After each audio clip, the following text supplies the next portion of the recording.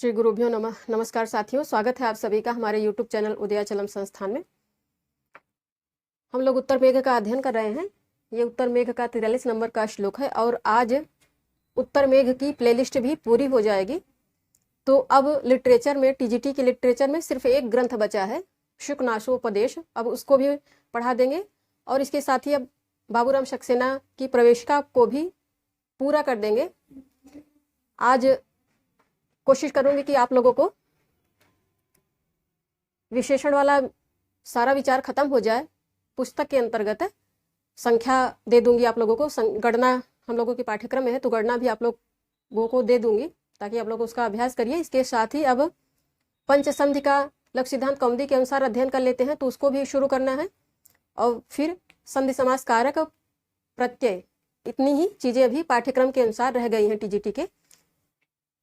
तो ये प्लेलिस्ट आज कंप्लीट हो जाएगी। आप लोग इसको देखिए। और साथियों, यदि आप पहली बार वीडियो देख रहे हैं उदयाचलम संस्थान इस चैनल पर, तो चैनल को सब्सक्राइब करके इससे जुड़ जाइए, हमको अच्छा लगेगा और अच्छा करने की प्रेरणा मिलेगी। और साथ ही वीडियो को लाइक भी किया करिए, ज़्यादा से ज़्यादा लोगों तक इन वीडियोज़ को शेयर किया करिए ताकि सबको पता चले, सबको इसका लाभ हो सके, सब इसका लाभ उठा सके। क्योंकि अभी चैनल पे दिखाता है कि इसमें तो पता चलता है कि 50% ऐसे लोग हैं जो बिना सब्सक्राइब किए हुए देख रहे हैं, 85% ऐसे लोग हैं जो सब्सक्राइब करके इसको देख रहे हैं।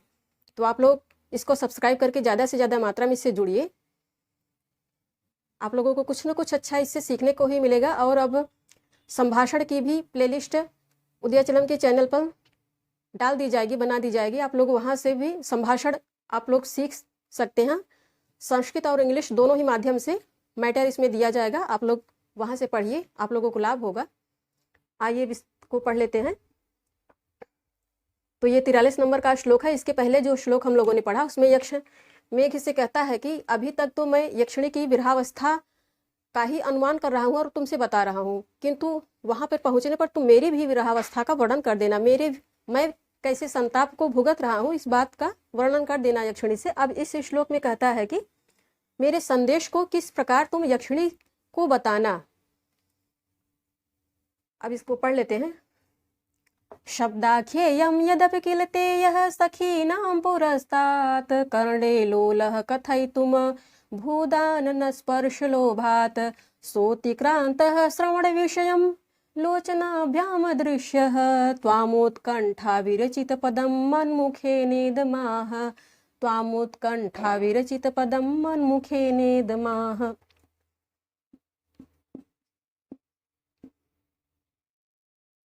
पहले पाद पे आ जाएंगे। पहले इस शब्द को रखेंगे क्योंकि ये शब्द यक्ष ने अपने लिए प्रयोग किया है। तो ये सर्वनाम है, दकारांत सर्वनाम है, पुल्लिंग, प्रथमा एकवचन में बन रहा है। यह अर्थात जो, यक्ष, यह ते ये युष्म सर्वनाम है, षष्ठी एकवचन में बन रहा है विकल्प में। यह ते सखी नाम, तो ये इकारांत स्त्रीलिंग का शब्द है और यहाँ पे षष्ठी बहुवचन में बन रहा है। इसका अर्थ है सखियों के पुरस्तात। पुरस्तात का अर्थ है सामने, पुरस्तात सखियों के सामने। शब्दाख्येयम, शब्दाख्येयम तो इसका अर्थ है कि शब्दों में कहने योग्य। शब्दाख्येयम,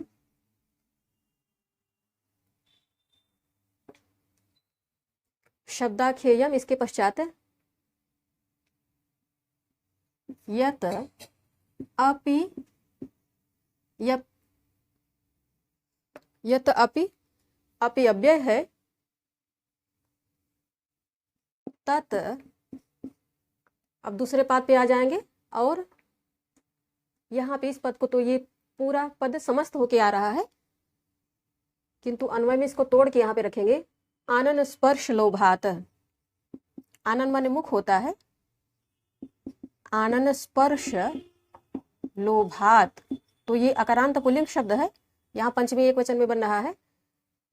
मुख के स्पर्श के लोभ से इसका अर्थ है आनन स्पर्श लोभात। अब इस पद को रखेंगे कर्णे, ये भी अकारांत शब्द है, सप्तमी एकवचन में आ रहा है कर्णे। कथयितुम,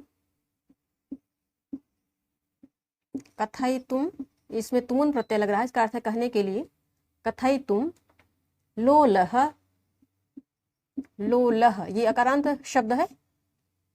लोलह का अर्थ है लालायित। लोलह अभूत,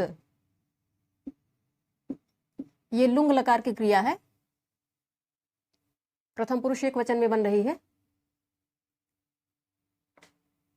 अभूत, अब इस पद को रखेंगे किल।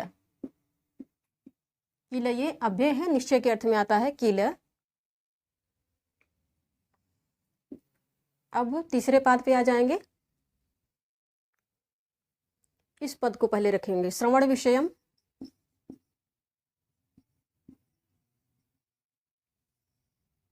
श्रवण विषयम, इसका अर्थ है कानों की पहुंच से दूर।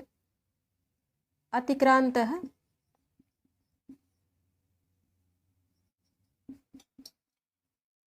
अतिक्रांत है।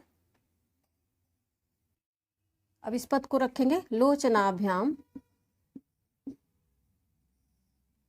लोचनाभ्याम, तो ये पंचमी दो वचन में बनेगा। लोचनाभ्याम अदृश्य है। अदृश्य है। अब इस पद को रखेंगे स। स, अब यहाँ चौथे पाद पे आ जाएंगे उत्कंठा।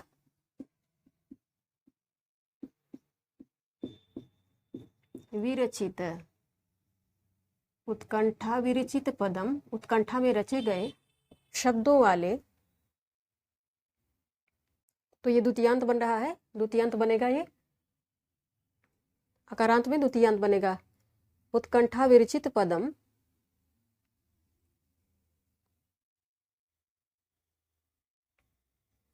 इदम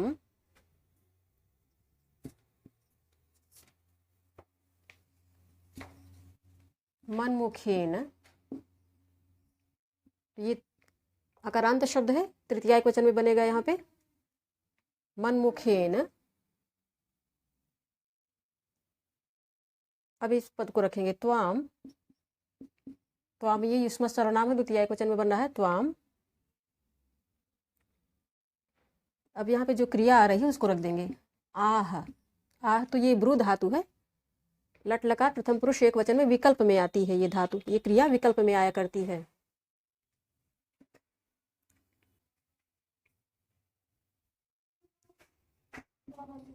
जो यक्ष अपने लिए कह रहा है तो कहेंगे जो यक्ष, जो यक्ष तुम्हारे,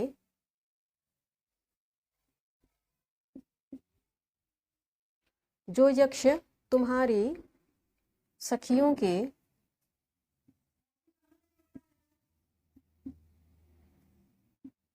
जो यक्ष तुम्हारी सखियों के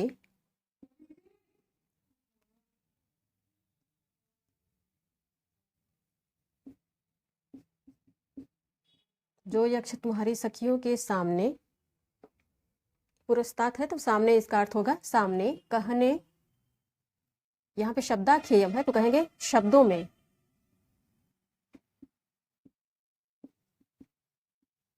शब्दों में कहने योग्य,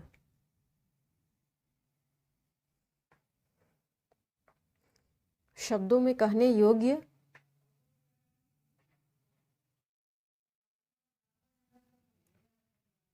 होने पर भी,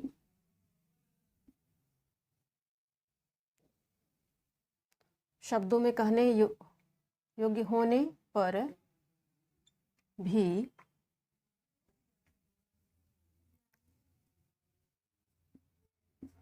उसे आनंद स्पर्श लोभात, तो तुम्हारे मुख के स्पर्श के लोभ से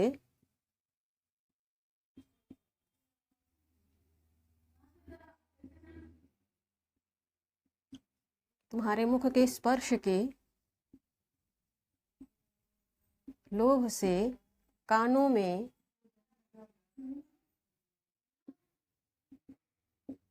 कहने के लिए, कानों में कहने के लिए लालायित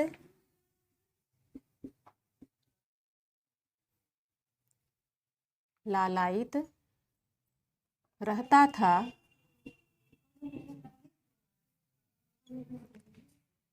किल है तो ये निश्चय के अर्थ में आता है, कह देंगे निश्चय ही या निश्चित रूप से तुम्हारे कानों में कहने के लिए लालायित रहता था, वही अब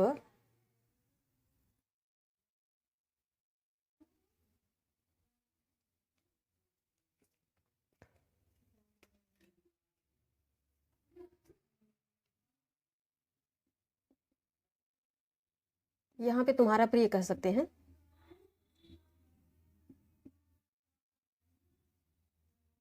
जो तुम्हारा प्रिय तुम्हारी सखियों के सामने, अब श्रवण विषयम तो इसका अर्थ है, तो कहेंगे कि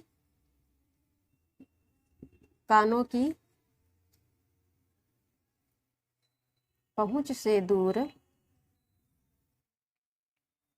कानों की पहुंच से अतिक्रांत है तो कहेंगे दूर,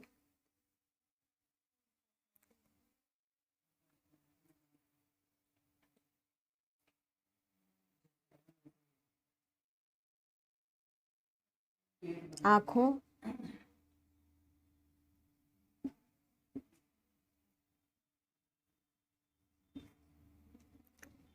आँखों से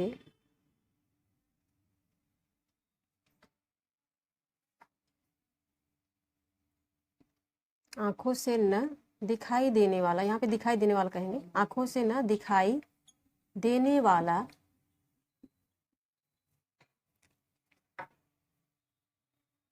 वह अर्थात यक्ष उत्कंठा से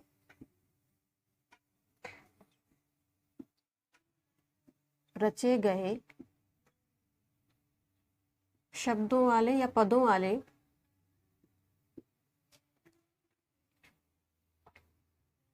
इस संदेश को, यहाँ पे संदेश ब्रैकेट में कहेंगे, इस संदेश को मेरे मुख से अर्थात मेघ के मुख से, मेरे मुख से तुमसे